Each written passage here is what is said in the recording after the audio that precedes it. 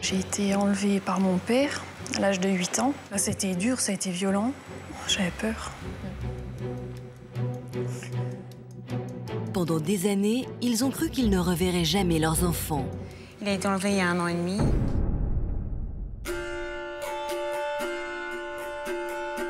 Pour une maman, vivre sans son enfant, c'est comme... C'est la douleur, le poids de l'absence. J'imaginais qu'ils m'avaient oublié. Puis le fait d'avoir l'impression de servir à rien dans leur vie, quoi. Jusqu'au jour où certains ont enfin retrouvé leurs enfants. J'avais peur, je savais que physiquement, ils ne seraient plus les mêmes. C'est dur de voir... ils étaient un peu fermés. Hein, c'était évidemment, on était étrangers. 6 ans et demi pour des petits-enfants comme ça. Oui, c'est un choc, quoi. Mais comment réapprendre à vivre ensemble après avoir été séparés pendant des années? Tout s'est réouvert très vite et on a repris la relation, entre guillemets, là où elle s'était arrêtée. Comment ça va évoluer, comment on va rattraper le temps. C'est une vie qui recommence pour eux. Pour moi, elle reprend. Pour eux, c'est une autre vie, complètement différente. At first I was afraid, I was petrified.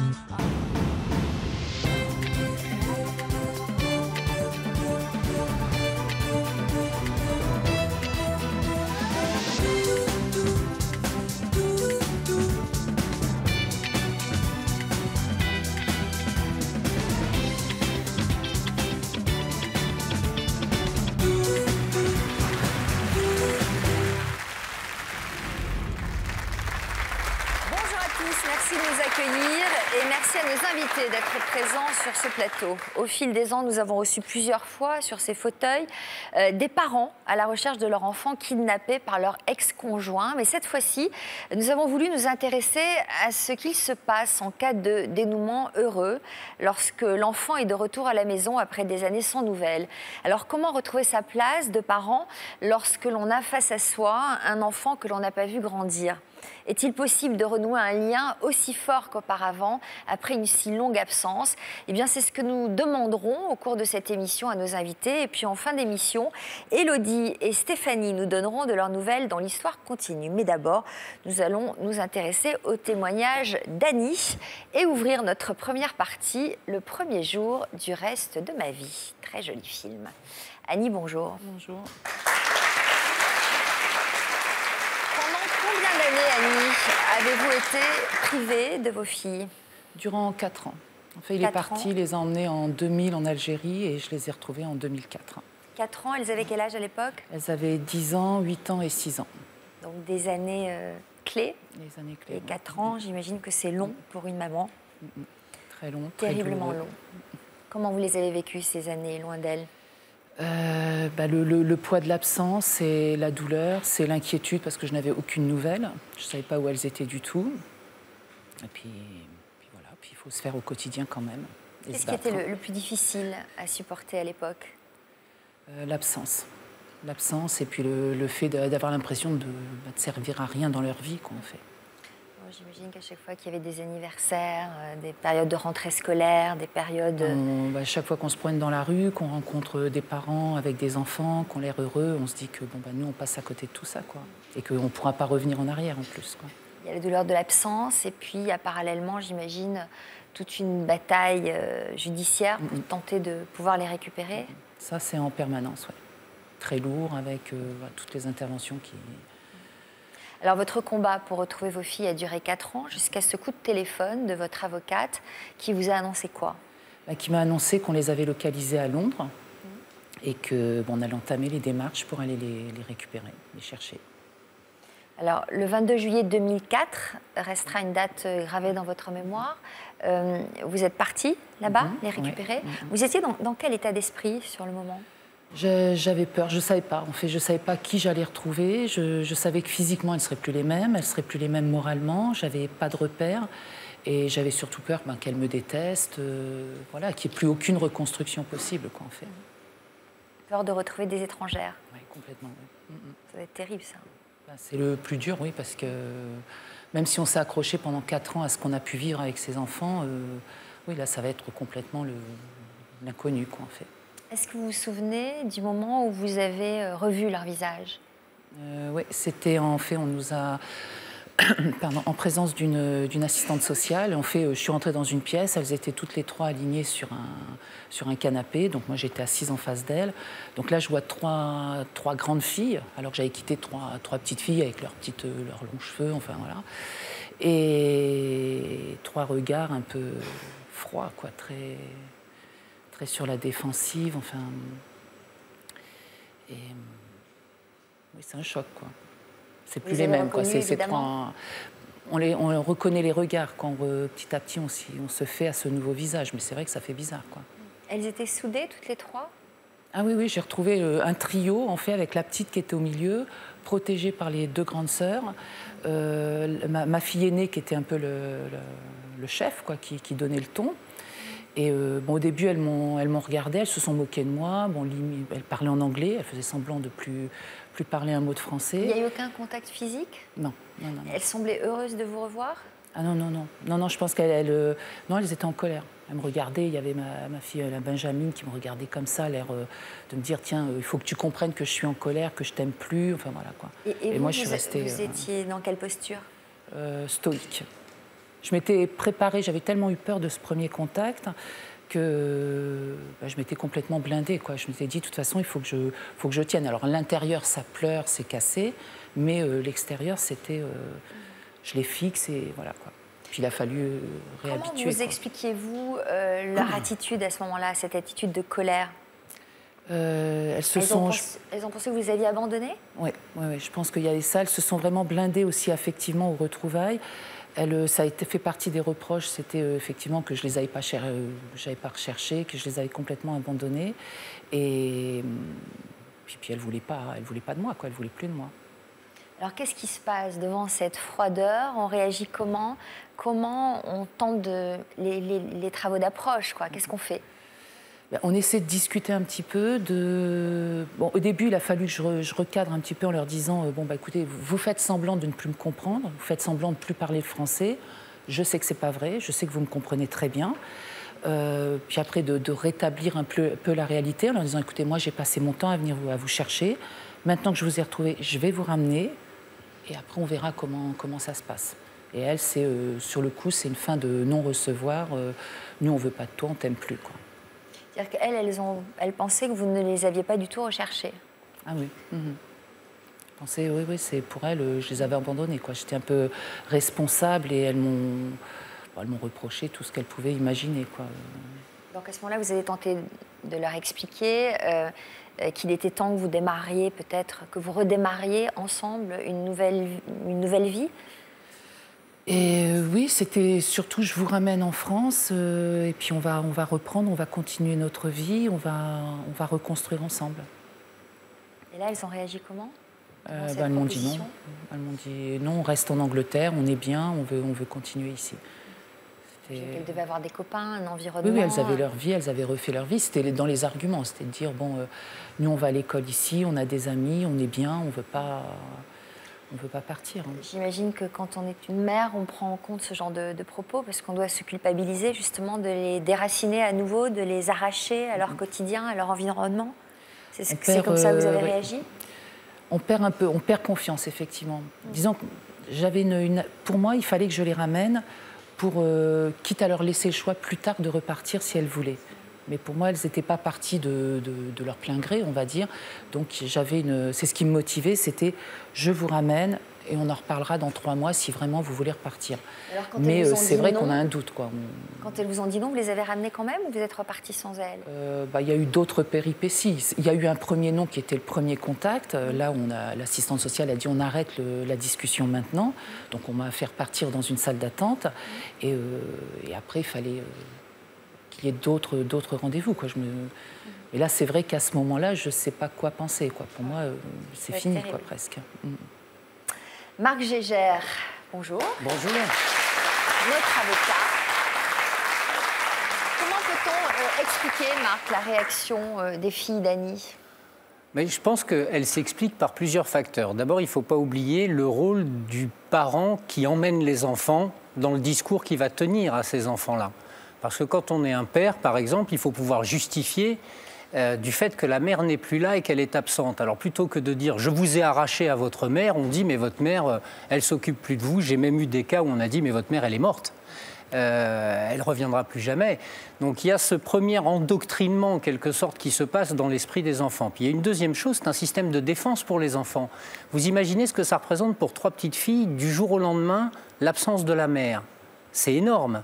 Donc il faut survivre à ça. Donc pour survivre à ça, souvent les enfants se blindent, en quelque sorte. Ils se forgent une espèce de carapace où ils deviennent hermétiques à la souffrance correspondant à l'absence de la mère.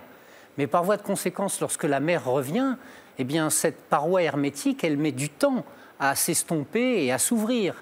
Ils se sont protégés, en quelque sorte, de votre absence.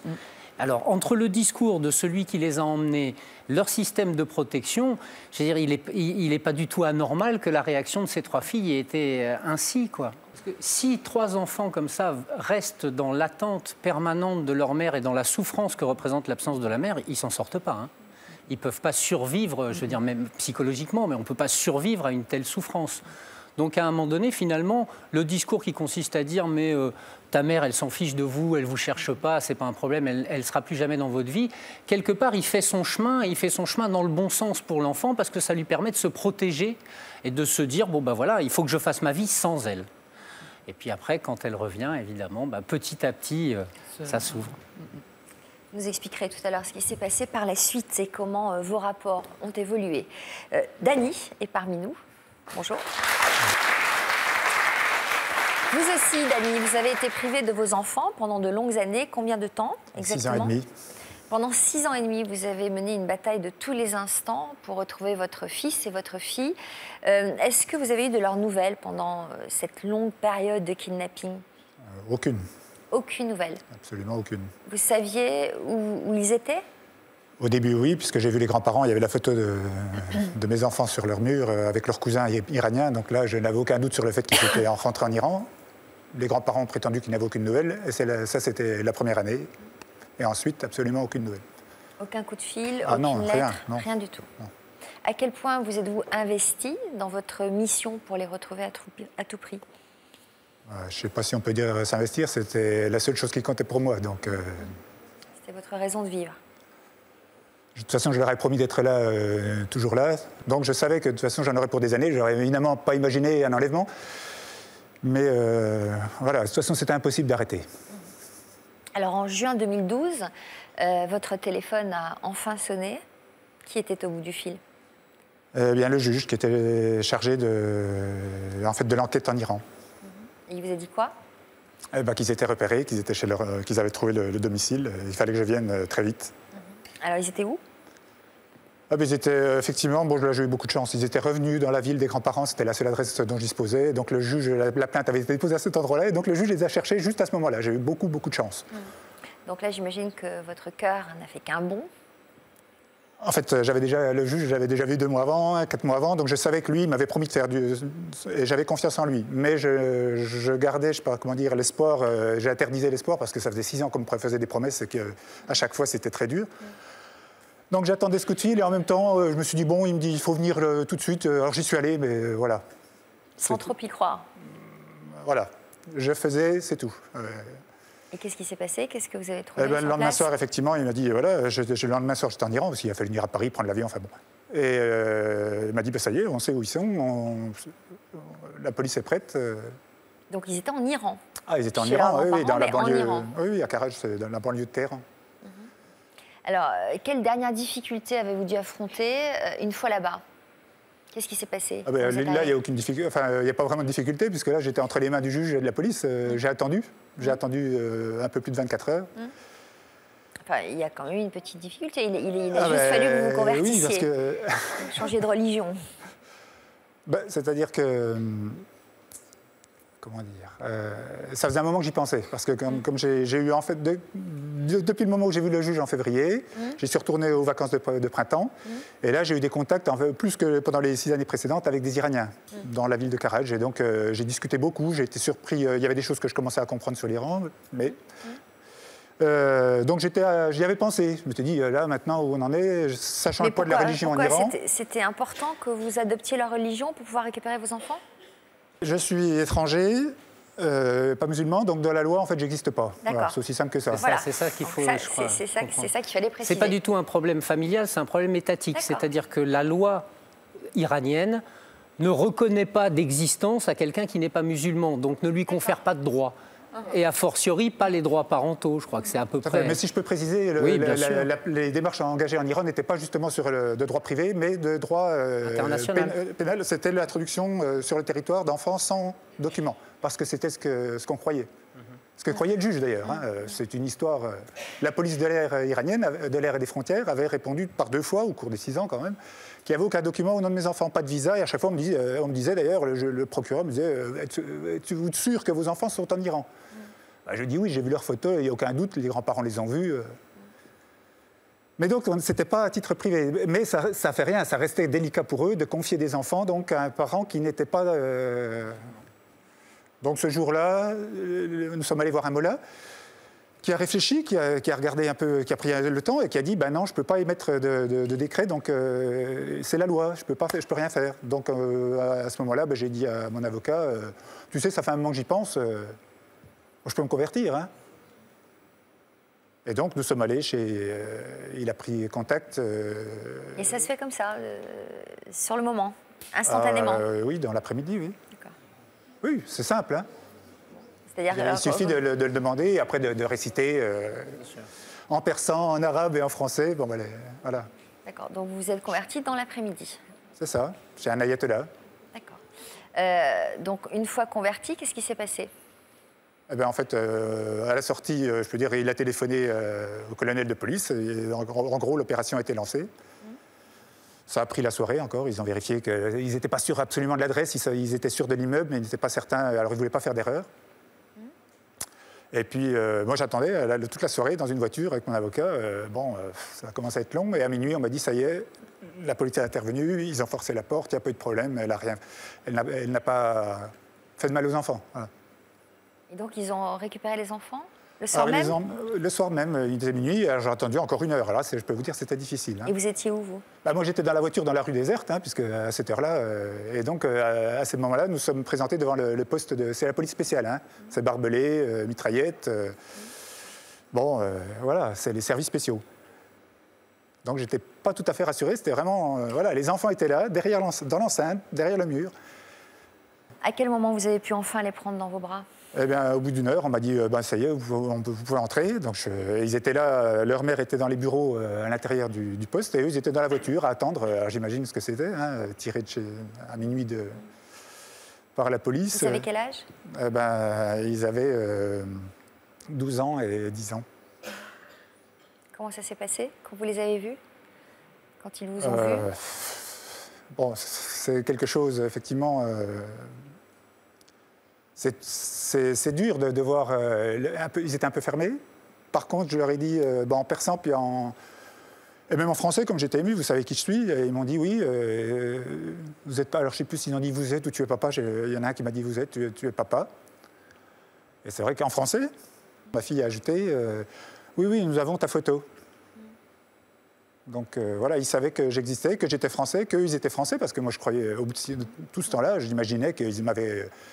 oublié qu'elle avait mis la pression comme elle essayait déjà de le faire en France, et que moi, j'avais été complètement effacé de leur vie. En fait, non. Et non.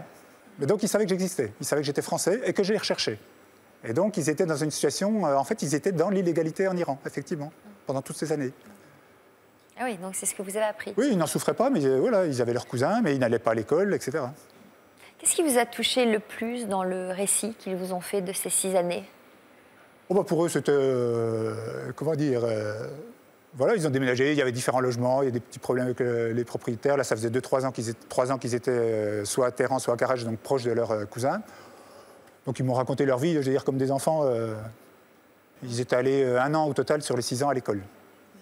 Alors, vous nous expliquerez tout à l'heure de quelle manière vous avez réussi à retisser des liens avec vos enfants. Mais d'abord, je vais me tourner vers Elsa, qui est notre invitée. Elsa, à la croisée des chemins. Alors Elsa, vous avez écouté attentivement le récit plein d'espoir d'Annie et d'Annie. Pour quelles raisons êtes-vous particulièrement touchée par leur témoignage ? Je suis particulièrement touchée par la témoignage parce que je vis la même histoire, mais seulement moi, je n'ai pas encore retrouvé mon fils. Il a été enlevé il y a 1 an et demi. Et depuis lors... Vous savez où il est? Au Liban. Quel âge a-t-il aujourd'hui? Il a aujourd'hui 6 ans. Est-ce que vous vous souvenez la dernière fois que vous l'avez vu? J'imagine que oui, ça ne peut pas s'oublier. Oui, son papa était venu le chercher à la maison. Et au moment où il est venu le chercher, j'ai senti qu'il y avait une sorte de froideur. Il ne m'a même pas regardé, il a pris son fils par la main, il a limite traîné vers la voiture. Et j'ai déjà senti que ça n'allait pas trop bien se passer. Parce que j'avais eu des menaces avant, comme quoi il voulait la guerre totale de son enfant pour pouvoir l'emmener au Liban. Et j'avais un peu des craintes, oui. Alors, depuis ce jour, vous n'avez pas revu votre enfant. Le temps passe, mais vous ne perdez pas espoir, car même à des milliers de kilomètres, il reste votre raison de vivre à vous aussi, en attendant qu'il revienne. C'est le titre du reportage que nous vous avons consacré à Charleroi, en Belgique. À Charleroi, en Belgique. Dans ce carton, Elsa a réuni les quelques souvenirs qu'il lui reste de son fils. Une dizaine de photos, des cadeaux, des dessins. Il me faisait toujours des petits cadeaux. Elle était tout fière. Il faisait des petits bricolages et tout. Et quand je suis partie le chercher à l'école, il était tout content. Il m'a donné ce présent. Et pour une maman, c'est super d'avoir un cadeau. La dernière fois qu'Elsa a vu son fils, il avait 4 ans. C'était il y a 1 an et demi. Ça me fait toujours un peu de peine de regarder tout ça, parce que c'était une relation un peu fusionnelle. Pour une maman, vivre sans son enfant, c'est comme...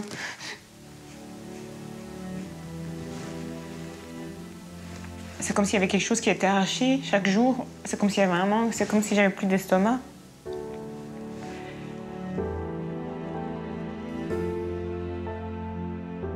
Je m'imagine toujours ce qu'il fait là-bas. Parfois, je pense à lui, tiens, peut-être qu'il dort maintenant, ou comment il dort, ou à l'école. Le 6 janvier 2012, après une journée de garde, le mari d'Elsa ne lui ramène pas leur fils. À l'époque, le couple est en instance de divorce. Très vite, elle est informée que son enfant a été enlevé par son père au Liban, son pays d'origine. Donc voilà, ici, c'est le dossier que j'ai constitué pour retrouver mon fils. La première chose que j'ai faite, c'est déjà porter plainte, aller à la police et dire que je n'ai pas revu mon fils. C'est le début d'une longue série de démarches juridiques et administratives pour Elsa. Rapidement, elle réussit à obtenir la garde totale de son fils. Avec l'aide de mon avocate, j'ai repris la garde totale du petit. Ici, c'est un papier qui prouve que j'exerce tous les droits. Ça veut dire que ce sera avec moi qu'il devrait être et pas ailleurs. Malheureusement, au Liban, c'est le père qui a tous les droits parentaux sur l'enfant. Aujourd'hui, Elsa est dans une impasse. Je ne sais pas exactement où se trouve mon fils. Je suppose qu'il est là où j'ai toujours été quand j'étais au Liban, dans la famille, dans un village.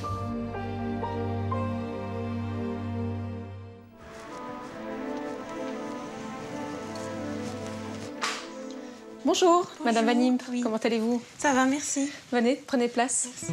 Dans son combat, elle est assistée par Sabine, qui travaille au service d'aide aux victimes de Charleroi. Voilà, Madame. Comment allez-vous actuellement? Ça va. Ça va? Oui, enfin, allez. Vous faites aller, ça j'imagine que c'est pas facile tous les jours.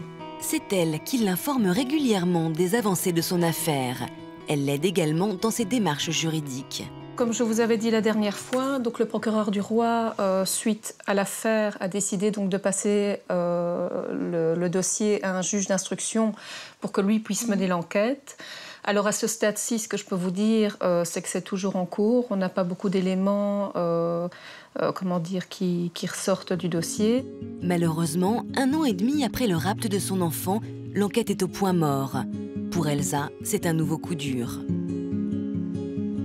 Heureusement, il y a Natacha, une amie qu'elle a connue l'an dernier. Ça va, Miss? Oui, ça va. Et toi? Ça va. T'es là? Bon, non, 5 minutes. C'est sur les bancs de l'école d'infirmière que les 2 jeunes femmes se sont connues, car Elsa a décidé de reprendre ses études. Ah, ça va, mais t'as l'air souriante, tu tiens le coup, émotionnellement. Ça va. Ouais. Quand Elsa m'a expliqué la situation dans laquelle elle était, je me suis dit, oh là là, elle a eu déjà un long trajet de vie par rapport à moi, alors qu'on a quasiment le même âge. Et si j'étais dans cette situation-là, ben, j'aimerais bien aussi qu'on m'aide à avancer et sentir qu'il y a des gens autour de moi qui sont là, quoi. Si je continue les cours et si je suis acharnée comme je le suis, ben c'est pour que si un jour mon fils revient, qu'il soit fier de moi et qu'il ait ce qu'il a besoin, que j'ai un métier et que j'ai de quoi lui offrir un avenir sûr et certain.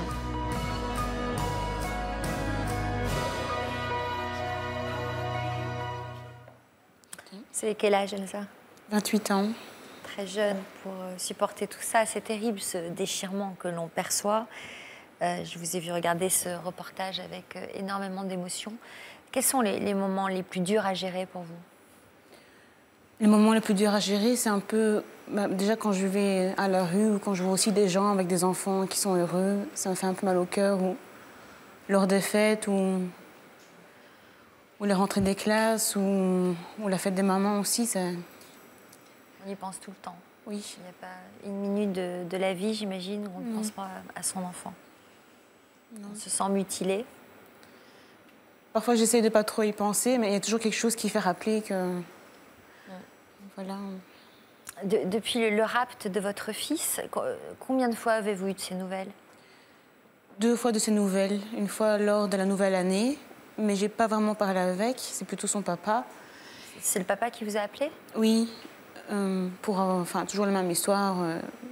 Veut que je retire mes plaintes, ou il veut essayer de savoir ce qui se passe en Belgique. Mais j'ai pas vraiment parlé avec mon fils à ce moment-là. Je lui ai vraiment parlé, entre guillemets, le 10 juillet, le jour de son anniversaire. Vous avez pu l'appeler? Je l'ai appelé, il a répondu. Il a demandé à ce que je rappelle le soir et il a donné mon fils au téléphone, mais c'était pas vraiment un dialogue, c'était... Mais j'ai entendu sa voix, j'ai senti qu'il allait bien et c'était déjà ça. Après, ça doit être encore pire quand on raccroche. C'est pire parce qu'il n'y a pas eu une discussion, j'ai pas eu de réponse à ce que je voulais savoir. Mais ne fût-ce que d'entendre sa voix, c'est déjà quelque chose. C'est déchirant parce qu'après...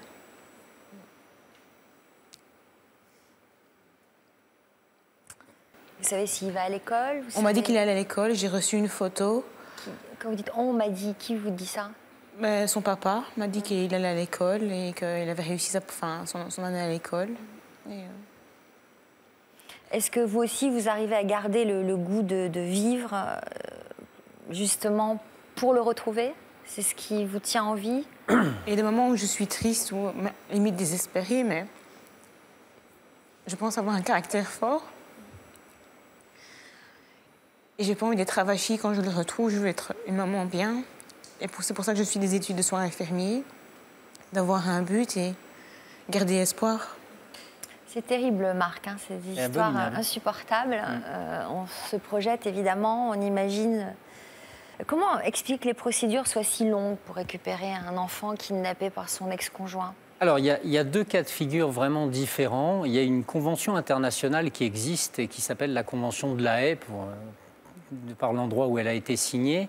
Tous les pays signataires de cette convention se sont engagés à faire appliquer la loi du pays d'origine de l'enfant. Traduit en langage clair, ça veut dire qu'un enfant qui part dans un pays étranger mais qui est signataire de la Convention de La Haye sera récupéré parce que le pays s'est d'ores et déjà préalablement engagé à faire en sorte que cet enfant puisse être récupéré. La Belgique l'a signée, cette convention? La Belgique, oui, mais pas le Liban. Et la difficulté dans ces cas-là, c'est qu'on dépend du bon vouloir.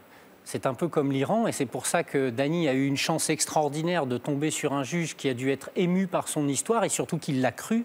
Dans un pays comme l'Iran ou comme le Liban, ce sont des pays qui sont très difficiles parce qu'ils sont pluriethniques, la législation y est très compliquée, et c'est toute la difficulté dans laquelle se trouve Elsa d'être face à un pays où il y a un immobilisme total, et où, pire encore, le père peut se débrouiller pour essayer d'obtenir au Liban des documents officiels qui lui permettront de consacrer la garde de ses enfants au Liban. Et à ce moment-là, on se retrouve avec ce qu'on appelle un conflit de juridiction, c'est-à-dire 2 décisions de justice, celle qui bénéficie à Elsa, qui dit bien que l'hébergement principal est au domicile de la mère pour les enfants, et certainement une décision similaire au Liban qui confie la garde des enfants au père. Donc, dans ces cas-là, on se retrouve dans une situation où on est véritablement soumis au bon vouloir et à la bonne volonté des uns et des autres, que ce soit la diplomatie ou les juges sur place. Alors, qu'est-ce qu'elle peut faire, Elsa? Est-ce qu'elle peut nourrir un espoir de revoir son enfant rapidement? Je pense que, alors rapidement, c'est tout le problème de ces situations-là. Je vais dire rapidement, pour elle, ça voudrait dire dans les 10 minutes qui suivent, compte tenu de la souffrance qui est la sienne. Et malheureusement, l'échelle du temps judiciaire est très extensible et ça peut durer encore des mois, malheureusement, et elle le sait. Il y a quand même des démarches à faire auprès de votre propre gouvernement, de l'État belge, pour qu'il donne des instructions au consul ou à l'ambassadeur sur place pour qu'ils interviennent auprès des autorités libanaises. Il y a eu un contact avec l'ambassade au Liban, mais l'accord n'a pas... Ils ont voulu faire des accords qui ne convenaient pas et ça restait en plan, donc... En fait, si vous voulez, malheureusement, je suis plus efficace en France qu'en Belgique parce que je connais mieux les services en France, mais c'est à peu près, la Belgique a à peu près le même droit que le nôtre. Et il existe en France un bureau d'entraide international qui est spécifiquement fait pour ces difficultés-là, les enfants qui sont partis dans des pays étrangers. Je suis certain qu'il y a une administration en Belgique qui est capable de vous aider et de faire en sorte que... Alors après, c'est sûr que vous voyez, comme il n'y a pas d'accord, donc on va discuter avec les Libanais, on essaye sans les froisser d'arriver à trouver un accord et ils vont lui proposer, par exemple, elle peut venir une fois tous les 6 mois pendant 2 heures voir son fils si elle le veut. Or évidemment, c'est pas ce qui convient, c'est pas ce qui veut. Donc c'est toute cette difficulté, cet imbroglio-là qui est très compliqué à mettre en place. Mais je pense qu'il faut essayer... je crois que chaque fois qu'on a pu médiatiser ce genre d'affaires, elles ont subi un bond.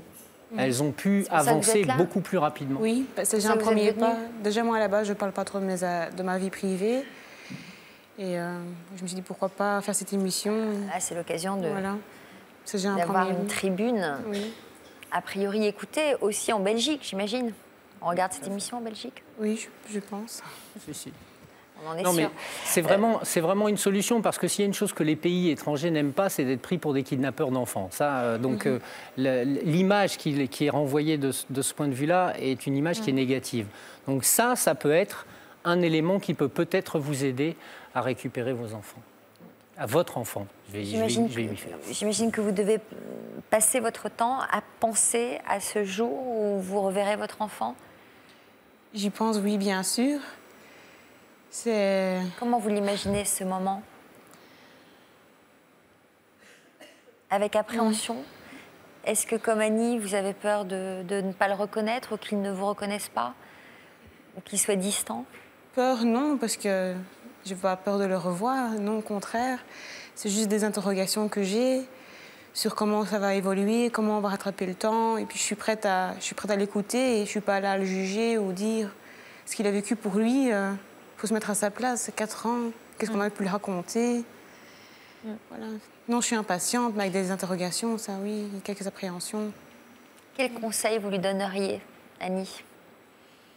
Lors des retrouvailles, je pense que d'arriver à faire abstraction de toute haine parentale. Alors, je ne sais pas, après, ça dépend les relations qu'il y a eu entre le père et la mère, mais que ce soit pendant la recherche ou quand on a retrouvé l'enfant, c'est de réussir à faire toute cette part des choses entre le vécu des parents et le vécu des enfants, parce que eux, c'est leur vie, c'est pas un moment de leur vie, c'est leur vie en continu. Nous, c'est un moment douloureux, tout ça. Pas forcément pour lui, et espérons pour lui, ça ne le soit pas d'ailleurs. C'est clair. Alors, nous découvrons l'histoire de Karine. Ce sera juste après ces quelques messages de la rédaction. À tout de suite. Comme nos invités, vous pouvez nous raconter votre histoire. Par amour, vous avez pris tous les risques. Vous avez accepté d'enfreindre la loi, de partir en cavale ou de risquer votre santé ou même votre vie. Pour couvrir celui ou celle que vous aimiez, vous avez accepté de faire un faux témoignage ou de lui servir d'alibi. Pour protéger votre conjoint, vous vous êtes dénoncé à sa place. Par amour, vous avez accepté d'être témoin dans un procès à haut risque, même si vous auriez pu être victime de représailles. À l'adolescence, vous avez fugué pour rejoindre celui que vous aimiez. Vous réalisez aujourd'hui que vous avez pris tous les risques. Pour nous raconter votre histoire, contactez notre équipe au 0820 16 30 15 ou connectez-vous sur le site de France 2, rubrique Toute une histoire.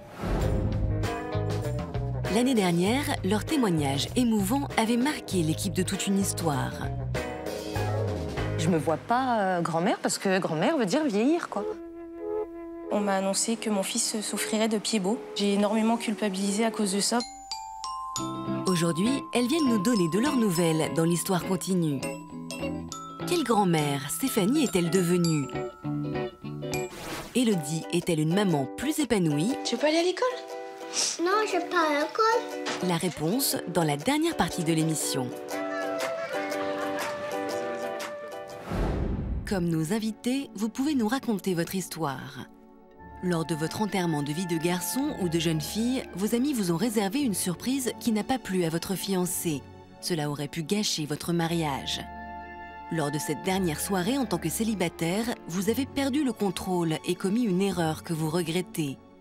À votre enterrement de vie de garçon ou de jeune fille, vous avez réalisé que vous ne vouliez plus vous marier.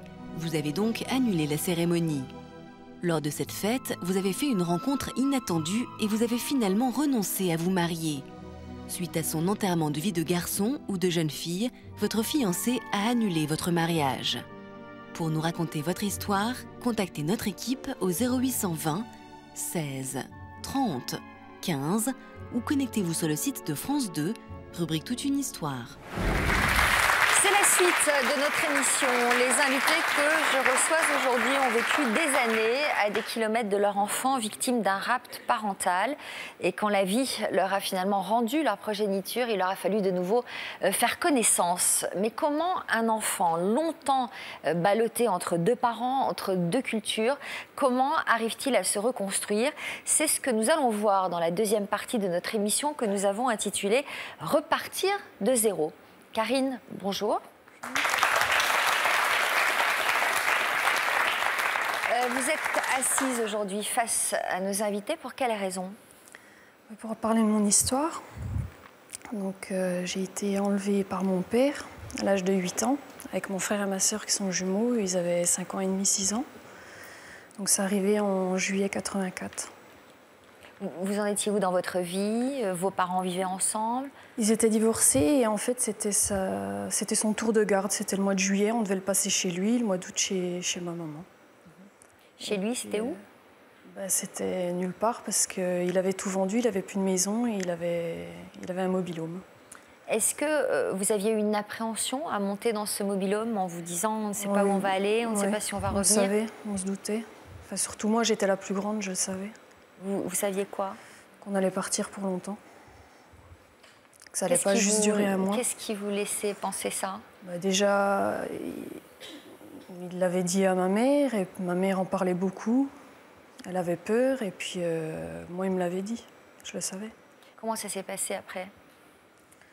On est parti en Espagne, au Portugal, en Espagne. Pendant quelle durée tout ça? Je sais pas. On habitait, il se cachait, il savait qu'il n'avait pas le droit puisque c'était ma mère qui avait la garde. Donc c'était au-delà du mois de juillet, quoi, oui, puisque oui, au mois d'août, oui. vous deviez rentrer chez votre mère. Ça a duré à peu près 1 an, tout ça. D'accord. Comment vous viviez cet éloignement forcé? C'était dur, parce qu'on était loin de ma maman, loin de nos affaires, on n'avait plus rien. Et puis les amis à l'école. Et puis on savait pas... Ça ressemblait à quoi? À une cavale? Vous étiez cachés? Oui, on savait que c'était pas... Donc pendant cette année, il n'y avait plus d'école, il n'y avait plus de cours, il y avait... Puis quand on voyait des gendarmes, moi je me disais, ça y est, ils vont venir, ils vont le reconnaître. Alors que... Mais voilà. Est-ce que vous avez tenté d'alerter des gendarmes, justement? Non, j'avais peur. Donc ça a duré combien de temps, cette période? Ça a duré presque cavale, 3 entre ans. guillemets. Presque 3 ans. Ma mère est venue nous retrouver au bout de presque 3 ans. Et vous étiez où quand elle vous a retrouvés? Donc on était au Portugal. Et là, il avait acheté une pseudo-maison, puisqu'il n'y avait pas de toit. On a encore vécu beaucoup. Il n'y avait pas de toit? Non, il n'y avait pas de toit. Il nous avait fait toute une éloge, il avait acheté une maison, mais une maison il y avait 4 murs. Il y avait 4 murs, voilà, c'était un début. C'est pour ça qu'on a encore vécu dans le mobil-home, dans la caravane. Le temps qu'ils finissent de construire un puits pour qu'on ait l'eau, etc. Vous n'alliez toujours pas à l'école? Et là, on a été à l'école. Donc là-bas, c'était où on allait à l'école le matin ou l'après-midi. Nous, on allait le matin. Et là, on a eu une maîtresse... C'était à l'école, ça. On a eu une maîtresse qui parlait très bien le français et qui a tout fait pour qu'on s'adapte, quoi. Donc ça s'est très bien passé. Et Elle a compris votre situation? Non, elle ne savait pas. Vous ne le disiez à personne? Non, on avait peur. Ce qui me surprend dans ce que vous racontez, c'est que vous n'avez aucune notion des durées, du temps. C'est comme si vous aviez occulté tout ça ou Ça signe le traumatisme, en ouais, fait. c'est ça, hein. Souvent, lorsqu'on vit des époques ou des périodes particulièrement traumatisantes, et c'est rare d'arriver même à retracer la chronologie. C'est pas seulement la durée, c'est que souvent on mélange la chronologie des choses, les événements se catapultent les uns avec les autres. Donc c'est pas étonnant qu'elle ait beaucoup de mal à nous retracer finalement ça. Et alors les durées, en plus quand on est petit, les durées sont extensibles. Quand on a 8 ans, une semaine, ça peut paraître une demi-vie. Donc c'est compliqué de se retrouver. Parce que d'ailleurs, avant qu'on parte donc, dans cette maison au Portugal, on était en Espagne. Et là, il a eu un document, je pense par le biais de mes grands-parents en France, où on lui octroyait la garde complète. Et le motif, c'était qu'on ne soit pas ballotté d'un parent à l'autre. Et donc lui, il en était tout fier. Mais nous, moi en tout cas, j'étais choquée. Parce que je me suis dit, personne ne sait où on est. Personne ne sait comment on vit, dans quelles conditions on vit. Et personne ne nous donne le choix. Et puis personne ne se souciait de savoir si ma mère... voilà quoi. Alors un jour, vous voyez débarquer un groupe de gens. Et parmi eux, il y a votre mère. Oui. Vous étiez où à ce moment-là? C'était dans cette maison. Et c'était un après-midi, on était donc chez nous. Et on a entendu le chien qui hurlait. Il y avait ma sœur qui était dans le garage. J'ai entendu crier, je tenais la porte. Il y a des gens qui ont débarqué. J'entendais ma mère qui disait « c'est moi, c'est maman, c'est moi », mais on n'a pas compris parce qu'on nous a pris de force. Là, c'était dur, ça a été violent. Et, parce que c'était elle, mais c'était tellement... Vous l'avez reconnue quand même? Oui et non, sur le coup, oui et non, parce que... Je veux dire, on m'a portée, on nous a mis dans une voiture, on a démarré à toute trombe. Donc ça veut dire qu'elle vous a enlevé? Oui, c'était un kidnapping, oui. C'est la seule solution qu'elle a trouvée avec un détective privé, parce que, voilà, au bout de 3 ans, il n'y avait aucune solution qui lui avait été apportée. C'est la solution qu'elle a trouvée, quoi. Est-ce que vous vous souvenez des premiers mots de votre mère? C'est maman, c'est moi, je vous ai retrouvé, je vous aime, vous m'avez manqué. Mais c'était... je ne comprenais pas. Après, elle avait une perruque, après elle avait plus sa perruque. Oui, parce qu'elle devait se cacher aussi un peu pour ils avaient été en vous. plan qu'ils ont attendu que mon père parte travailler et puis ils sont venus, quoi. Vous étiez l'aîné, vous aviez quelle attitude envers vos frères et sœurs? On était tout le temps les 3 ensemble. Donc, à part à l'école, on avait une belle-mère qui était là, elle nous donnait à manger, voilà. Mais sinon, on était tout le temps dehors, avec notre chien, un peu les sauvages. Pieds nus. Donc, vos frères et sœurs, quand ils ont vu votre mère, ils l'ont reconnue aussi? Oui, on l'a reconnue. Après, ça a été, mais c'était tellement choquant, tellement brutal, c'était tellement vite. On est monté dans cette voiture, on a roulé. Puis encore d'entendre, faut pas qu'on voit les gendarmes, faut pas que ceci, faut pas que cela. C'est la même chose, en fait. Voilà, ça recommençait. Et puis à chaque fois, on se dit, mais et puis nous, là-dedans? Parce que si les gendarmes, ils arrivaient ou d'un côté ou de l'autre, nous... Donc tout ça est extrêmement traumatisant, ouais. Une nouvelle fois. Donc votre mère a finalement récupéré votre garde exclusive.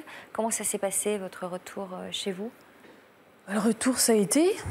On a retrouvé nos repères, on a retrouvé l'appartement que ma mère avait, où on habitait, nos jouets, la famille, les amis. On a repris l'école. C'était un peu dur de reprendre l'école, parce que 3 ans de décalage. Mais sur le coup, c'était euphorique, c'était bien. C'était là. Elle parlait de votre père? Oui. Elle disait quoi? Ce qu'il lui avait fait. Comment? Ce qu'il lui avait fait. Comme Elsa. Ce qu'il lui a fait subir, quoi. Pourquoi ces larmes en regardant cette photo? C'était un moment heureux, Bah un là, moment c'était bien, douloureux? oui. Mais après... Qu'est-ce qui s'est passé après? Bah, elle est restée bloquée. Bloquée, c'est-à-dire? Bah, elle n'a jamais avancé, en fait. Bloquée sur le passé? Ouais. Sur la haine de son ex-mari. Ouais. Ça, c'est une catastrophe pour les enfants. Alors c'est sûr ce qu'elle a vécu et avant et le divorce et après, et c'est terrible, mais elle n'a jamais avancé. Elle n'a pas profité de nous après. Au lieu de profiter puis d'aller de l'avant, on était là et puis voilà, basta quoi. Vous avez tenté de lui dire? Oui, bah oui, puisque c'était après, c'est devenu le quotidien, c'est devenu dur, pesant, lourd, pas de discussion, ça criait. Je faisais la tête. C'est très dur. 30 ans après cette histoire, vous diriez que vous avez toujours des séquelles aujourd'hui? Ouais. Vous avez peur de quoi? L'abandon. Ça se traduit dans votre vie amoureuse? Oui. Ils se sont perdus dans la haine l'un de l'autre et ils ont oublié leurs enfants. Voilà. Qu'est-ce que vous aimeriez dire à Elsa? Déjà que j'espère qu'on va vite l'aider et qu'elle va vite se retrouver. Et puis de parler avec son enfant. Parce que je pense que malgré tout, les enfants, il ne faut pas que ça soit tabou non plus, qu'ils aient besoin de s'exprimer, qu'on en parle. De parler de quoi? De ça, sans pour autant dénigrer le père, parce que ça, malgré tout, ça restera toujours son père. La leçon que vous tirez de tout ça, c'est quoi? Bah, que malgré l'amour que deux parents peuvent avoir et qui peuvent se transformer en haine, que les parents et les enfants, là au milieu, ils ont rien demandé. Ils ont rien, on n'a rien demandé. Quoi. Nous, on est là, on a un père, on a une mère. Après, je pense quand il y a des histoires où il y a des parents maltraitants ou abusifs, vraiment, c'est pas pareil. Mais là, voilà, quoi qu'il en soit, on a besoin de voir notre père, on a besoin de voir notre mère. Est-ce que vous avez des nouvelles de votre père? J'ai des nouvelles par mes demi-sœurs. Vous l'avez revu? Non, jamais. Vous aimeriez? Non. Pourquoi? Parce qu'il a brisé ma mère et quelque part, il nous a cassés aussi. Quoi. Annie, j'imagine que vous avez dû vivre tout ça avec vos filles, passer par ce genre de moments, vous retrouver dans les propos. Complètement. Je me disais que j'ai eu de la chance de, justement, je pense, de faire la part des choses entre la relation avec le père et moi, ce que je ressentais. Donc, il n'y a pas eu... Enfin, bien sûr, il y a les moments d'énervement où on va reprocher, ça va forcément sortir. Mais non, au contraire, les aider, elles, à se construire malgré ça, en les prévenant. Pour le moment, bon, il faut faire un peu attention, mais quand vous serez prêts, vous renouerez avec votre père, voilà, quoi. C'est ce qui s'est produit par la suite. Quoi. Donc on en était tout à l'heure au premier contact avec vos filles, quand vous leur avez proposé de les ramener en France alors qu'elles étaient en Angleterre. Elles ont refusé, ne voulant pas quitter leur environnement. Donc vous les avez revues, j'imagine. À quel moment? Eh bien, en fait, dès le lendemain où je devais aller au tribunal, et en fait, au moment où j'étais dans le taxi, j'ai un appel du tribunal qui me dit « Vos filles veulent vous voir, vous y allez tout de suite et vous viendrez au tribunal après ». Donc autant dire que là, je me suis dit, bon, c'est bon, elles veulent me voir pour essayer de négocier le fait qu'elles ne veulent pas repartir. Enfin, donc pendant tout le trajet, j'étais à me dire, essayer de me protéger, de me blinder en me disant, bon, là, ça va être très dur, tout ça. Et en fait, elles avaient été placées en famille d'accueil entre le moment où j'étais arrivée à Londres et le moment où ça se passe. Et quand je suis arrivée dans la famille d'accueil, à ma grande surprise... Elles étaient les trois dans la même famille d'accueil? Elles étaient toutes les trois dans la même famille d'accueil. Au moment où je suis arrivée, il n'y avait que la plus grande qui était là, qui me tombe complètement dans les bras, en larmes, en m'embrassant, en me disant « Écoute, pardonne-moi pour tout ce que j'ai pu dire hier. Nous, on ne veut pas choisir ni entre toi ni entre papa, mais on veut que tu sois dans notre vie. » Et qu'est-ce qui s'était passé? En fait, elles avaient discuté toute la nuit, les deux plus grandes, un peu aidées avec la dame de la famille d'accueil qui les a un petit peu aidées à se recadrer par rapport à leur père et leur mère. Et puis je crois qu'elles ont justement toute cette carapace qui les avait protégées, elles ont tout ouvert, quoi. Elles avaient passé la nuit, mais ça s'est complètement ouvert, quoi. Mais c'était irréel, hein, irréel. Les deux autres sont arrivées après, je me suis dit, ça ne va pas se passer de la même manière. Si, elles me sont tombées dans les bras, la Benjamine accrochée à moi. Un bonheur, c'est charnel. C'est même pas imaginable, c'est le truc... Je dis, c'est vrai, puisque je les ai là, je les sens, et je ne comprends pas. Après toutes les peurs, les doutes qu'on peut avoir, tout ça, dire, mais non. Puis là, ça repart, quoi. Donc à partir de là, vous avez pris la décision de les ramener en France? Elles étaient d'accord? À partir de là, j'ai été mandatée, comme je leur ai expliqué que je devais aller voir le juge. Donc là, j'ai été mandatée par elle pour dire au juge qu'elle voulait rentrer en France avec moi. Donc après, il y a une procédure, donc c'était à Londres, qui a duré une dizaine de jours, procédure purement juridique, pour vérifier que les enfants... là, c'est l'intérêt de l'enfant. Parce qu'en fait, c'est vrai que dans toutes ces histoires-là... Vous restez à Londres? Ah oui, je suis restée à Londres, oui. J'ai eu au début le droit d'aller les voir, d'aller les chercher, de passer l'après-midi avec elles, les ramener en famille d'accueil. On fait quoi dans ces moments-là, l'après-midi? Les magasins. Hein. Donc, on fait du shopping. Est-ce qu'on se retrouve vite? Tout de suite. Est-ce qu'on retrouve de la complicité rapidement? Tout de suite, oui. Mais c'est ça que même encore 10 ans après, j'ai du mal à comprendre comment tout s'est réouvert très vite et on a repris la relation entre guillemets, là où elle s'était arrêtée. Ouais, c'est vrai que ça se passe aussi avec des amis qu'on ne voit plus et qu'on revoit. Mais c'est un mystère. Ouais. Peut-être parce qu'on a justement tellement peur des changements, tellement peur de ce que peut être devenu son enfant qu'on ne peut pas projeter, quoi, en fait. Donc, Et j'imagine que pendant ces 10 jours, vous avez dû avoir peur à chaque moment que la situation s'inverse, qu'elle change d'avis, que... Non, je suivais parce qu'après, j'avais peur que les juges mettent du temps à se décider. C'est vrai que, elle, c'était douloureux parce qu'il y avait la situation avec leur père qui, à ce moment-là, devait affronter la justice à Londres. Donc, il y avait ce côté-là, quoi. Puis elle me parlait un peu de ce qu'elles avaient vécu. Donc, non, elle voulait bien rentrer. Voilà. Moi, je leur avais dit, de toute façon, j'étais toujours dans la même optique, c'est vous rentrez, et si dans 3 mois, vous dites que vous voulez revenir, à ce moment-là, vous repartirez, mais normalement. J'y croyais pas à fond, mais ça me rassurait, ça les rassurait d'avoir ce discours, quoi. Qu'est-ce qui a été le plus compliqué à vivre dans vos retrouvailles? De reprendre les repères. Elles étaient adolescentes, quand même, vos filles. Elles étaient adolescentes, elles avaient donc 14, 12 et 10 ans. L'aînée n'a pas été un peu rebelle, un peu dure? Il y a eu ça quand même, parce qu'elles sont passées d'une éducation stricte, en fait, à une éducation beaucoup plus tolérante, on va dire. Et après, c'est retrouver leurs repères dans la vie en France, à l'école, avec réintégrer des groupes d'amis. La plus grande, par exemple, elle est arrivée, elle est en 3e, donc il faut se réintégrer là-dedans. Avec tous les problèmes un peu psychologiques qu'il peut y avoir derrière, donc effectivement, on se rebelle. Est-ce qu'elles ont gardé des contacts avec leur père? Pendant quelques années, non, mais au bout de 6 ans, 8 ans, il y a eu des amorces de contact et assez récemment, les deux dernières. La plus grande a encore un peu de colère, on va dire, ou d'indifférence. Moi, je pense que c'est un peu de colère. Les deux autres, non, ont renoué des contacts avec lui récemment, puis, entre guillemets, ça se passe bien et je souhaite que ça se passe bien. Pensez-vous que l'enlèvement parental dont a été victime vos filles a forgé leur caractère ou au contraire les a plombées dans leur vie de femme? Ça les a rendues plus fortes, très autonomes. Alors c'est vrai qu'après, en termes d'éducation, moi, ça m'a aussi permis de leur apprendre à être plus...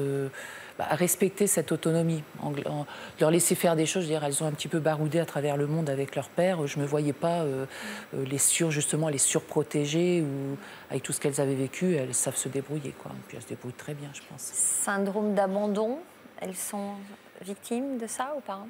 Non, pas. Il y a des séquelles. C'est sûr qu'il y a des douleurs qu'on ressent, surtout chez les deux plus grandes, puisque la plus petite, elle a été plus protégée, justement.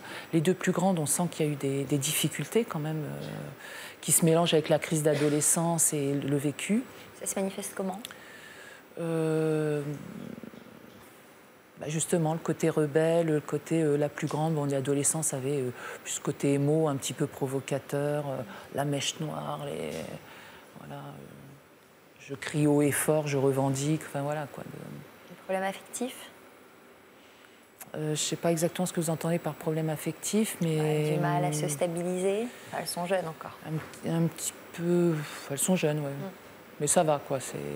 Elles se construisent bien, pas forcément facilement, mais ça va, quoi. Et vous? Disons que moi, ça a différé beaucoup tous les projets que je pouvais avoir. Je me rends compte maintenant, quoi, des choses qu'on a envie de faire 10 ans en arrière, on les fait seulement 10 ans après. Par exemple? Comme écrire, se lancer dans la création d'une entreprise ou des choses comme ça. Ça a été forcément différé. Dany, de quelle manière, alors on était tout à l'heure au moment où vous êtes en Iran pour récupérer vos enfants, où vous vous convertissez à l'islam pour être conforme à la loi? Pour aplanir les difficultés, c'est pas tout à fait... Et puis donc, vos enfants arrivent finalement dans vos bras. Oui. Comment ça se passe? C'était assez difficile, évidemment. Surtout ma fille était très réservée. Curieusement, parce qu'Étienne avait 3 ans quand il était enlevé. Et en fait, c'est lui... Donc, je voyais que mon fils... Pardon. On rappelle leur âge. Quand vous les avez retrouvés, c'était 6 ans et demi plus tard. Donc lui avait 9 ans et demi. Et votre fille? 12 ans. 12 ans. Presque. Donc mon fils, lui, par contre, il était content. Il y avait quelque chose dans son attitude qui montrait qu'il était content de me voir. Alors qu'il avait 3 ans quand il était enlevé. 6 ans et demi, à cet âge-là, là j'étais un peu surpris. Donc c'était difficile. Voilà. Mais je ne m'attendais pas à quelque chose... c'était évidemment, on était étrangers. 6 ans et demi pour des petits-enfants comme ça... 2 fois son âge. Voilà. Après, le fait qu'il parle français, qu'il me reconnaisse, qu'il sache la situation et qu'il ne soit pas surpris de me voir, c'était inespéré. Comment ça s'est passé, le retour en France? Déjà, il y a eu 9 jours à l'ambassade, le temps que les papiers, puisqu'ils étaient en séjour illégal en Iran, donc le temps que les autorités iraniennes du service des visas, c'était pas délivrent le nouveau visa, ça a duré 9 jours. Donc en fait, j'ai été hébergé par l'ambassade, en sécurité, et leur mère a été autorisée à entrer, en fait, elle venait tous les jours. Donc j'ai jamais autant parlé avec elle. Et donc les enfants, ça s'est bien passé parce qu'ils nous voyaient discuter tranquillement, raconter des choses. Moi, j'ai appris beaucoup sur leur vie en Iran et tout. Et puis après, leur mère, c'est pour ça que j'avais médiatisé à ce moment-là, parce que je voulais aussi que la justice accélère un peu en France. Ça a mis encore 6 mois quand même pour qu'elle soit convoquée devant le juge. Mais en fait, en décembre, leur mère a pu venir. Et là, elle est venue une autre fois et elle doit venir encore bientôt. Donc votre but, c'est que les difficultés s'aplanissent et que vous retrouviez une sorte d'équilibre autour de vos enfants. De toute façon, je n'ai pas cherché mes enfants pour leur pourrir la vie. Donc moi, j'avais promis, de toute façon, que je ferais tout ce que je pourrais pour qu'elle voie les enfants. Après, il y a des comptes à rendre à la justice. C'est autre chose. Alors, je me dois de préciser que le jugement concernant l'enlèvement de vos enfants n'a pas encore été rendu. Votre femme est donc toujours présumée innocente. Vous diriez que vous avez retrouvé un équilibre familial aujourd'hui ? En tout cas, la vie est à peu près normale. Je veux dire, là, ils ont fait leur rentrée. C'est une vie qui recommence pour eux. Pour moi, elle reprend. Pour eux, c'est une autre vie, complètement différente. Elsa, nous espérons que vous nous donnerez de bonnes nouvelles très prochainement. Nous serions évidemment très heureux de vous recevoir de nouveau sur l'autre plateau, mais cette fois-ci accompagné de votre fils. On vous le souhaite de tout cœur. Merci. Notre plateau est avant tout un lieu d'échange. Nos invités se réjouissent toujours à l'idée de venir partager leur histoire. Merci à vous d'être venus. Pour certains d'entre eux, le fait de se livrer publiquement a parfois laissé des traces. C'est notamment le cas d'Élodie et de Stéphanie qui, après avoir remué leur passé, ont ressenti le besoin de prendre du recul. Toutes les deux étaient très émues lors de leur précédent passage dans l'émission. Et c'est seulement maintenant qu'elles ont pris de la distance et qu'elles ont accepté de nous donner de leurs nouvelles. Merci d'être revenues sur notre plateau. Bonjour à toutes les deux. Bonjour. Merci d'être présente. On va commencer avec vous, Élodie, sur ce plateau de l'Histoire continue. Alors, j'ai eu le plaisir de vous recevoir, Élodie, le 7 septembre 2012, dans une émission intitulée « Comment accepter la particularité physique de mon enfant ?» En quoi étiez-vous à ce moment-là concernée par ce thème? Donc, j'ai été enceinte de jumeaux et j'ai su à 4 mois de grossesse que mon petit garçon allait naître avec des pieds beaux varus équerres bilatéraux. Et donc en fait, c'est les pieds qui ne sont pas droits. À combien de grossesse? 4 mois. 4 mois. Comment avez-vous appréhendé la malformation de votre petit garçon? J'ai fait un déni total. En fait, j'ai complètement occulté tous les conseils que le chirurgien m'avait donnés, comme pour les pyjamas. En fait, il m'avait demandé d'acheter des pyjamas où on pouvait ressortir les pieds par rapport aux attelles et aux plâtres qu'il aurait. Et en fait, j'ai fait tout l'inverse. J'ai acheté des pyjamas avec des pieds. Qu'est-ce qui s'est passé à sa naissance quand vous l'avez vu? J'ai pas regardé du tout ses pieds. J'ai complètement tout occulté. Et en fait, je le cachais. Je cachais les pieds au maximum avec des couvertures, des couches de vêtements. Et j'en parlais pas du tout. Qu'est-ce qui était le plus difficile à supporter pour vous? La culpabilité que je ressentais par rapport à ces pieds beaux, en fait. Parce que pour moi, c'était entièrement de ma faute par rapport à ma taille. Il n'avait pas pu se développer correctement dans mon ventre. Vous mesurez combien? 1,54 m. C'est les médecins qui vous ont dit ça? Non, pas du tout. C'est vous qui vous étiez persuadée de ça? Non, les médecins m'avaient quand même très bien expliqué que c'était pas du tout à cause de ça, mais j'ai quand même cru que c'était à cause de moi. À quel moment avez-vous commencé à vous sentir moins coupable du sort de votre petit garçon, de sa différence? Au moment où il s'est mis à marcher, parce que pour moi, il était devenu comme tout le monde, en fait. Ouais. Donc c'est vraiment à ce moment-là que, pour moi, j'avais plus de culpabilité. Mais je me suis quand même rendu compte, quand l'émission m'a contactée et que j'ai discuté avec la journaliste, que en fait, je me sentais toujours coupable et que c'était pas encore résolu. Que c'était pas encore résolu. Ouais. Donc, en participant à notre émission, vous n'aviez pas anticipé à quel point, justement, le fait de témoigner vous libérerait de ce poids, de la culpabilité. Et c'est une nouvelle Élodie que nous retrouvons aujourd'hui. Avant de découvrir quelles sont vos dernières bonnes résolutions, je vous propose de regarder un petit récapitulatif en images de votre histoire.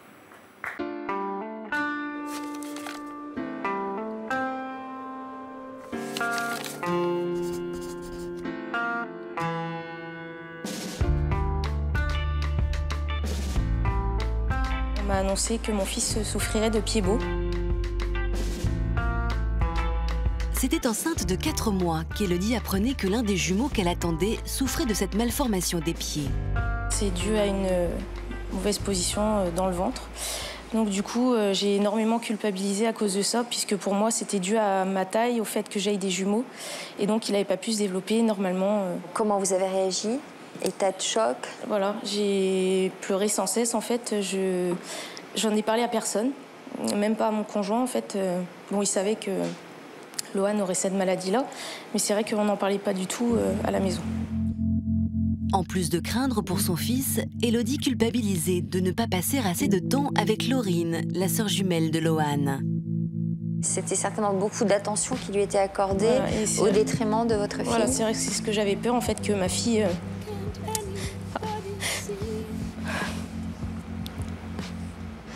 Que votre fille se sente délaissée. Yvonne Poncé-Bonissol, notre psychologue, avait pris le temps de rassurer la jeune femme. On sent une terrible mésestime de vous, vous voyez, comme si vous traîniez ça depuis fort longtemps et qu'il faut apaiser, il faut vous apaiser et vous autoriser à penser que vous êtes quelqu'un de bien.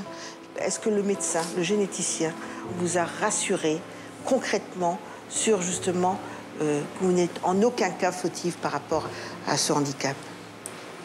Je pense qu'il a essayé et que je veux pas l'accepter en fait.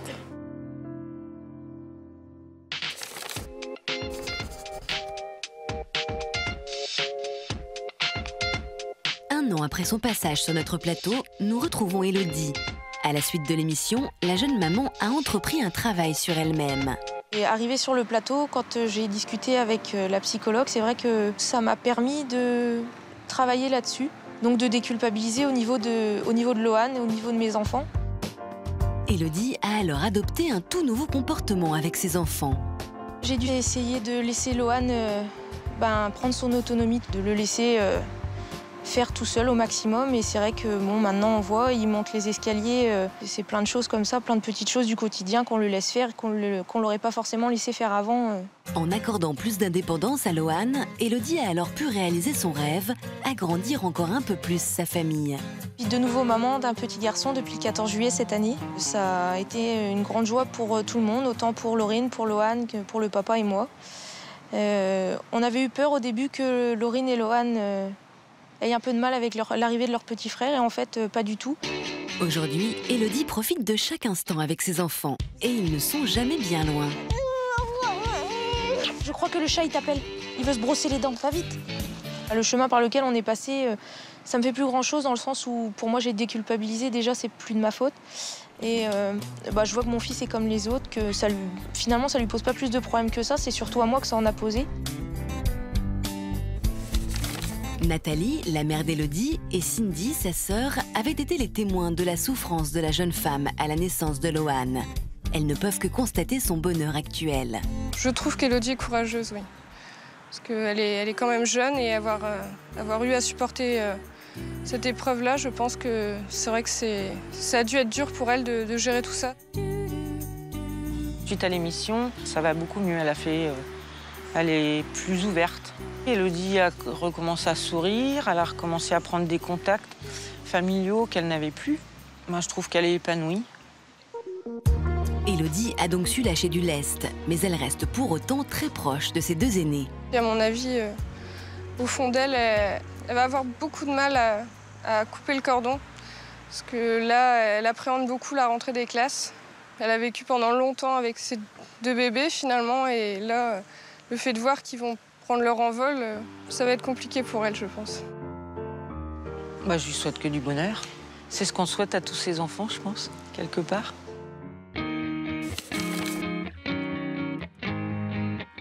Le soleil se lève à peine sur l'Andivisio que déjà les lumières sont allumées chez Élodie.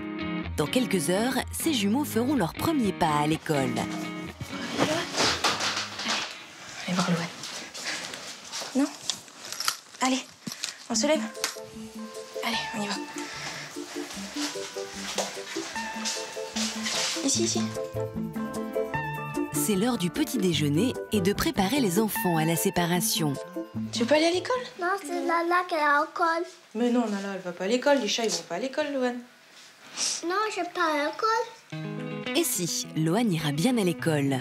Une fois habillé, il est même le premier à se saisir de son cartable et à se diriger vers la voiture.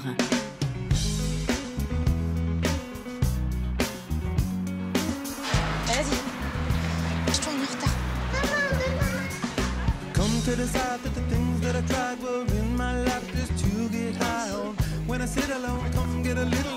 Finalement, Lohan trouve rapidement ses repères.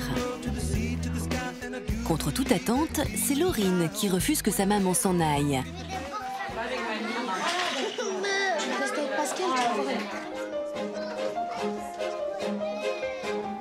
Se séparer de ses enfants aura été une rude épreuve pour Élodie. S'il pleure comme ça tous les matins, je vais avoir du mal. Mais s'il pleure pas, je pense que c'est le fait d'avoir vu Laurine pleurer. Pour moi, c'est une nouvelle séparation en fait, avec Laurine. Et le véritable coupage de cordon avec Lohan, puisque je le laisse. Et puis que je vois qu'il est, que pour lui, ça lui fait du bien à lui aussi. Donc voilà. De retour à la maison, Élodie s'occupe de Myron, son petit dernier. Mais bien vite, il s'endort et la jeune maman s'ennuie. En fait, j'ai rien à faire. Parce que d'habitude, je m'occupe des enfants.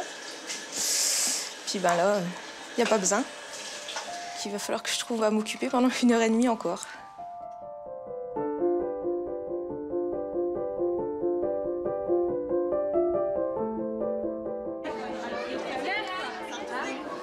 Ça va? Tu veux rester là? Tu veux plus venir? Élodie est heureuse de retrouver ses deux enfants. Et la maîtresse se veut rassurante. Et ça a été du coup, ils ont pas... Parfait, très très bien. Il a pas pleuré du tout lui Ah non, vraiment occupé. Et puis jouer dans la salle de jeu avec les ballons. Très très bien. Tu as été très grand, hein. Tu t'es bien amusé aujourd'hui. Oui, ça a été très bien. Ils sont super contents, ils ont hâte de revenir. Donc, tant mieux, je suis bien contente. Pour moi, oui, je pense que c'est une bonne étape. Ça a coupé le cordon définitivement, donc c'était important. Allez, vous me donnez la main, là. My babe, don't mess around because she loves me so, and this I know for sure. Ben, ça s'est pas si mal passé. Quelle démarche avez-vous entreprise après la diffusion de l'émission? J'ai entrepris une thérapie avec un psychologue et j'ai aussi été contactée avec des mamans sur un réseau social qui ont des enfants avec le même souci que Lohan. Donc c'est vrai que ça m'a beaucoup aidée de discuter aussi avec ces mamans. Et pourquoi, en quoi ça vous a aidé? Qu'est-ce qu'elles vous ont dit? Partager leur expérience et pouvoir discuter de la mienne. Est-ce que, comme vous, elles se culpabilisaient par rapport à leur enfant? J'ai vu que certaines se culpabilisaient aussi, mais d'autres non, pas du tout. Pour quelles raisons teniez-vous tant à avoir un autre enfant? Je voulais avoir un autre enfant, tout d'abord, pour savoir ce que c'était d'avoir un enfant seul, puisque c'est vrai que des jumeaux, c'est une organisation tout en double et c'est très prenant. Donc je voulais un peu plus de calme, en fait. Je ne sais pas si c'est un peu plus de calme en ayant un autre enfant après des jumeaux. Je veux dire. Parce que quand vous avez pris facilement vos marques, tous les 5, comment ça se passe? Oui, ça a été on avait beaucoup habitué Laurine et Lohan à la venue de leur petit frère. Donc quand il est né, ils ont été très contents de le voir. Ils nous ont juste embêtés un petit peu en ne voulant plus manger des légumes, par exemple, ou ne plus manger seul. Mais sinon, ça s'est très bien passé. Et vous êtes devenue quel genre de mère, vous? Une mère très heureuse, entourée de ses enfants et qui culpabilise plus du tout. Bien dans sa peau. Bien dans ma peau. Équilibrée. Voilà. Donc, vous avez bien fait de venir chez nous. Oui. Avec du recul, quels conseils donneriez-vous pour aider d'autres parents à accepter la particularité physique de leur enfant ou la différence? Pour moi, il faut en parler, il ne faut pas tout garder pour soi, il faut partager en fait et voir qu'on n'est pas tout seul dans ce cas-là et qu'il y a d'autres personnes qui peuvent nous aider à exprimer ce qu'on ressent en fait. Important de partager, de sortir de l'isolement. Oui. Et important de ne pas penser qu'on est seul à vivre ce type d'expérience. Alors, on va continuer maintenant avec l'histoire de Stéphanie, dont nous avions fait la connaissance le 15 avril dernier. À l'époque, Stéphanie, vous vous apprêtiez à devenir grand-mère à 38 ans. J'avoue que le choc est rude. Oui. À cet âge-là, on est un peu jeune pour devenir grand-mère. Justement, quel était votre état d'esprit juste avant cette émission? J'étais en panique, j'avais peur du déroulement, et puis je n'avais pas envie de vieillir, tout simplement, parce que être grand-mère ramenait tout de suite l'âge, le vieillissement, tout ça, quoi. Et puis j'avais aussi peur pour ma fille. En même temps, pour son devenir pour plus tard, parce qu'elle est encore étudiante. Ouais. Elle a quel âge? 18 ans maintenant. D'accord. Donc, qu'est-ce que vous redoutiez exactement? Ce que je redoutais, c'est tout simplement d'être grand-mère comme ma maman, de profiter de 2-3 ans de mes enfants. Qui avait été grand-mère à quel âge, votre mère? À 39 ans. Voilà, donc c'est une histoire familiale qui se reproduit. Qui se reproduit, oui. Il y a 6 mois, vous nous annonciez donc que votre fille attendait un petit garçon. Vous nous aviez alors confié vos craintes de ne pas réussir à trouver votre place, dans la mesure où donc vous-même, vous aviez toujours rêvé d'avoir un fils. Est-ce que vous avez finalement réussi à vous épanouir dans votre nouveau rôle de grand-mère? Eh bien, la réponse tout de suite en images. On regarde.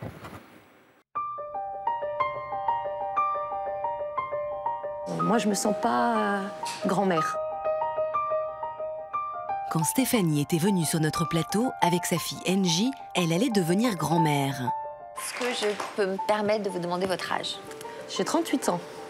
Donc très jeune. Oui. Oui. Bon, la naissance de votre premier petit enfant, que j'aperçois là, dans le ventre, est prévue pour quand? Alors, il est prévu entre le 9 juin et le 15 juin, au moment où Angie fêtera ses 18 ans. Et c'est un petit garçon. À l'annonce de la grossesse de sa fille, Stéphanie s'était effondrée. Je me suis pris une baffe, quoi. Là, c'est... Ah ouais? Ouais. Je pensais plus être grand-mère plus tard, quoi. Pourquoi? Le mot grand-mère, ça fait penser à la personne qui est vieille, âgée. À 38 ans, Stéphanie, maman de 3 filles, ne se voyait pas devenir grand-mère alors qu'elle était encore en âge d'avoir d'autres enfants. D'un côté, j'ai un petit peu peur parce que mon mari et moi, on a toujours voulu un garçon. Comment? J'ai toujours voulu un petit garçon. J'ai peur de lui voler sa place déjà d'une. Et je me vois pas grand-mère parce que grand-mère veut dire vieillir, quoi. La naissance de son petit-fils était imminente. Stéphanie n'avait plus que 2 mois pour se préparer. Je pense que c'est à ce moment-là que ça va être dur. En espérant que je sache faire la part des choses, prendre ma place à moi, rester dans mon rôle. Donc bien faire la part des choses. 4 mois après l'émission, nous retrouvons Stéphanie en Alsace, à la sortie de son travail. Et si elle se dépêche, c'est parce qu'elle a hâte de rentrer chez elle. Très pressée de rentrer, là. Pour pouvoir voir toute ma petite famille. Et puis bon, le petit, j'en profite. Tant qu'elle est à la maison avec le petit, je peux en profiter, quoi. Ce qui n'est pas le cas de toutes les mamies. Moi, j'ai quand même une chance, c'est qu'elle est là, quoi, avec le petit. À 18 ans, Angie, quant à elle, fait ses premiers pas de maman avec son petit Ryan. Et depuis 2 mois, Stéphanie est l'heureuse mamie du jeune garçon. Salut les filles, ça va? Allez, crapouille, et ben... Et bonjour. Il a mangé? Non. Ah, peut-être lui faire le biberon. Tu veux que je lui donne? Si tu veux. Je te laisse aller le faire. Elle est bien loin, la Stéphanie qui craignait d'être grand-mère.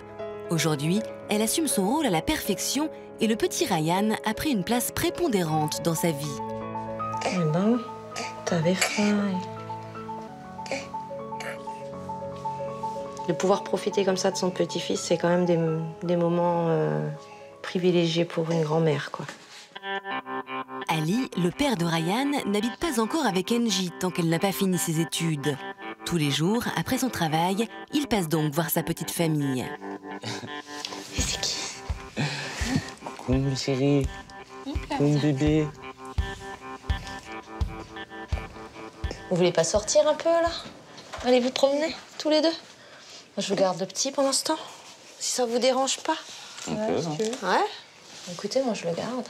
Ça m'arrange. Chez Nouna. Chez Nouna. Coucou.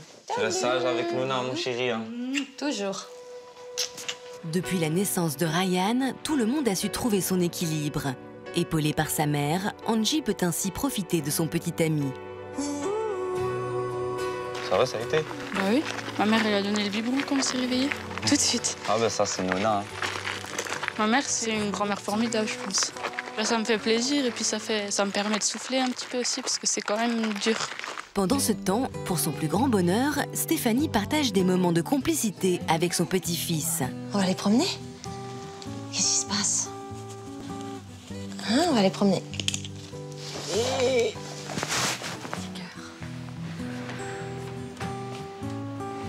J'aime mon petit-fils comme j'aime mes enfants. Pour moi, c'est comme si c'était mon enfant.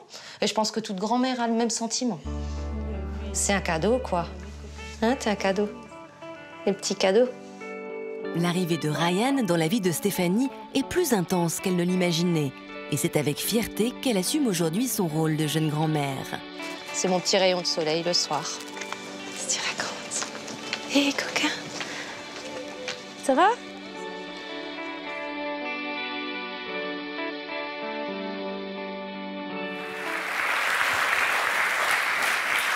Ça a l'air de se passer pas mal, ce rôle de grand-mère.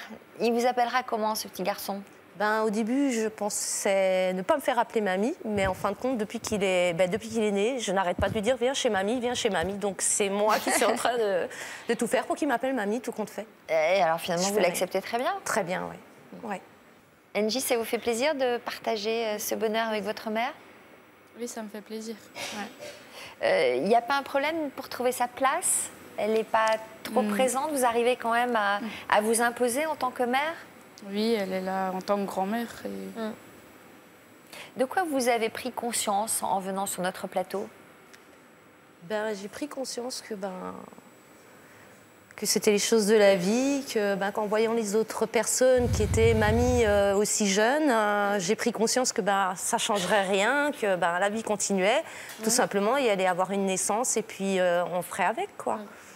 Alors, vous envisagez de rester longtemps encore chez votre maman? Jusqu'à la fin de mes études. Et vous en êtes toutes vos études? J'en ai encore pour 5 ans, maximum. Ah, d'accord. Et ça vous dérange pas du tout? Pas du tout. Au contraire, même vous allez vous y habituer. Oui, et puis donc peut-être que vous allez finir par appréhender son départ, non, après? Je pense, oui, parce qu'elle est déjà partie une semaine en vacances et je tournais en rond. Le soir, je tournais en rond, je cherchais Ryan partout. Il m'a fallu 2 jours pour m'adapter quand même. Et après, j'ai pris conscience que un jour, ça allait arriver, quoi. Ah ouais. Comment vous répartissez les rôles, toutes les deux? Moi, je suis pas là la journée. Là, il y avait les vacances scolaires, donc Angie s'est occupée de Ryan toute la journée. Première chose que je fais en arrivant le soir à 5 h, c'est je l'accapare quand même. J'ai envie de le changer, de lui donner le biberon, de voir comment s'est passée sa journée. Par contre, pour les nuits, c'est pas moi. Je dors. C'est son rôle. Comment ça se passe au niveau des conseils? En général, on a du mal à supporter que sa mère se mêle trop, qu'elle donne trop son avis sur l'éducation, sur les conseils, sur ce qu'il faut faire. C'est moi qui pose plutôt les questions, c'est pas elle qui me dit. Donc c'est vous qui êtes en demande de ce rapport-là? Oui. Pourquoi vous êtes aussi émue?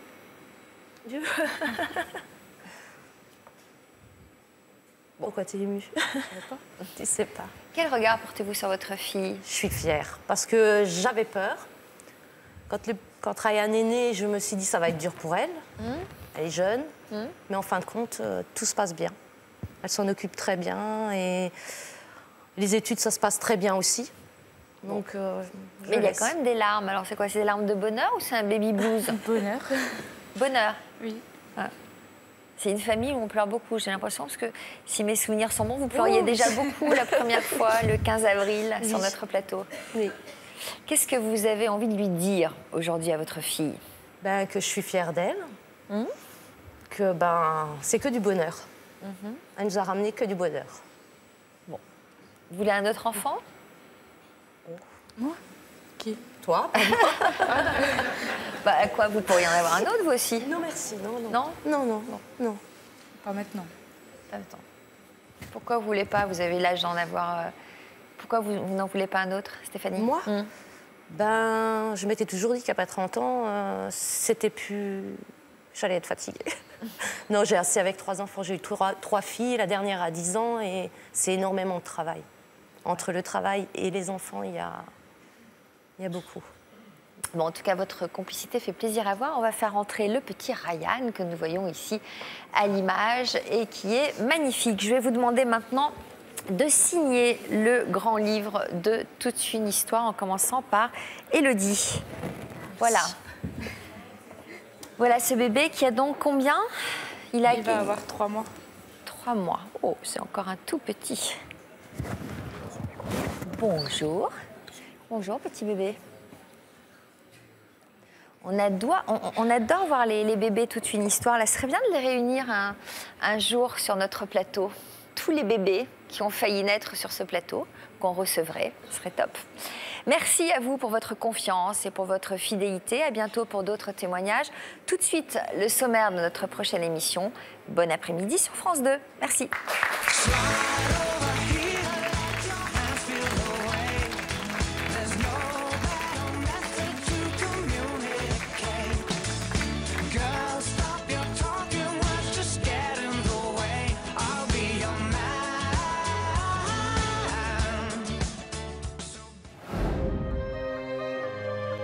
Ça s'est fait, mais c'est très dur. Leur enfant vient de prendre son envol. Alors là, ça a été un choc, quoi. Bastien me manque énormément. C'est une douleur épouvantable. Ça se traduit comment? Par un manque, par des appels, des textos constants pour pouvoir garder un lien avec elle. Depuis que leur petit a quitté le nid, la maison est bien vide. J'avais plus Bastien pour organiser mes journées. Mais en fait, c'est quand on est rentré que là, j'ai pris conscience que voilà, ils étaient partis, quoi. C'était le centre du monde. Plus l'enfant est investi, plus quand il part, c'est le drame. Désormais, elles vont devoir ouvrir une nouvelle page de leur vie. Mais pour être franche, pour le moment, j'ai pas trouvé de solution, en fait. Et depuis qu'il est parti, ça m'arrive de me lever la nuit, je rentre dans sa chambre. Même si on est mal, il faut prendre sur soi et puis on avance.